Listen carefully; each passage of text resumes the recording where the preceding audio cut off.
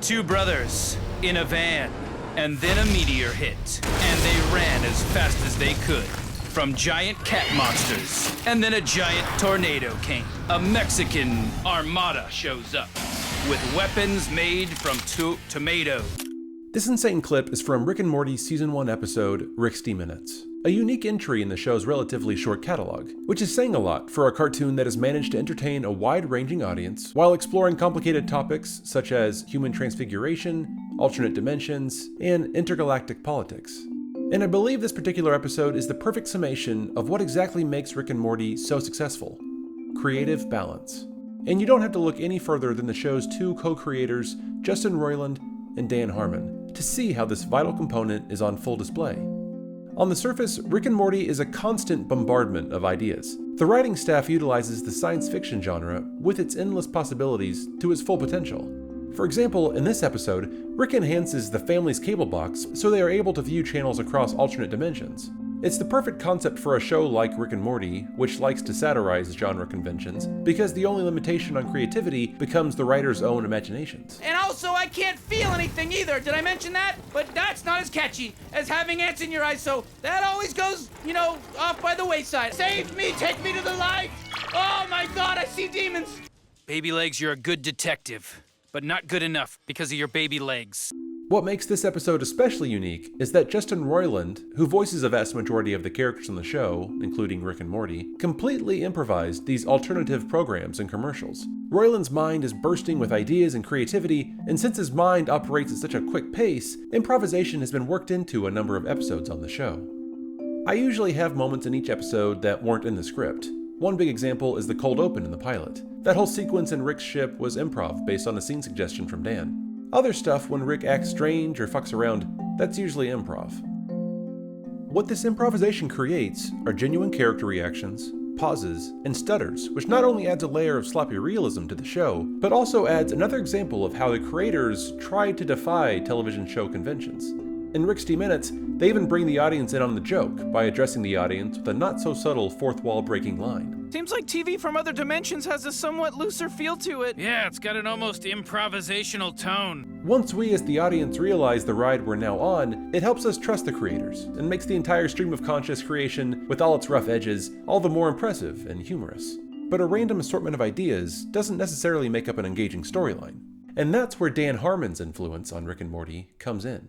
Best known for creating the sitcom Community, a show also highly regarded for its thought-provoking themes and genre-specific episodes, Dan Harmon is very strict when it comes to the classical structure and order of plot points in a story. He's even come up with his own theory for how and why all stories should be structured, called his story circle. The real structure of any good story is simply circular, a descent into the unknown, and eventual return, and that any specific descriptions of that process are specific to you and your story. These points are laid out in the following 8 steps, starting at the top and revolving clockwise until the eventual return. A character is in a zone of comfort, but they want something. They enter an unfamiliar situation, adapt to it, find what they wanted, pay its price, and go back to where they started, now capable of change. My friend Will Schoder has an excellent essay that dives more into the specifics of this theory and how classic stories fit into its structure. I'll link his video in the description below so you can check it out after. Basically, Harmon concludes that all effective stories since the beginning of time have fit into this structure.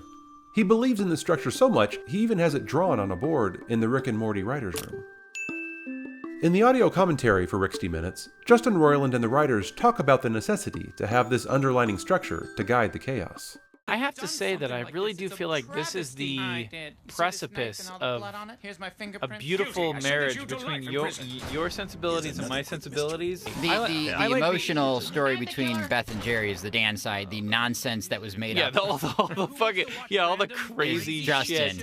I started to get freaked out. I was like, what the fuck? This is all me just screaming. Just and then I was like, I gotta get Dan's eyes on this. The television segments that the family watches are funny, but they alone aren't enough to drive the story forward and to keep the audience's attention for an entire episode. So to strike the balance of Justin's improv insanity, what we will call the A storyline, the writers created another plot point that would help drive the story to its conclusion, the B storyline. In this case, Jerry and Beth both see themselves in an alternate dimension where they are living successful lives as a result of never getting married.